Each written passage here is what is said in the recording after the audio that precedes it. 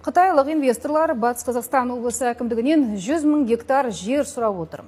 Бұл ақпаратты шындыққа жанаспайды мүмкін емес деп жүрсем, Нариман Төреғалиев ел арасындағы тараған бұл ақпараттың рас екен айтып рұқсатын беруге дайын екен жеткізді. 100 000 гектар дегеніміз Лихтенштейн, Мальта, Андорра, Люксембург, Кипр, Косово, Черногория осы мемлекеттердің барлығын қосқан кезде жер аумақтары 100 000 гектарға жетпейді. Сонда облыс әкімі Қытайлардың ұсынысын қабылдауға дайын екен. Не деген опасыздық. Тіпті жергілікті билік қытайлықтардың бұл ұсынысын қабылдауға дайын екен.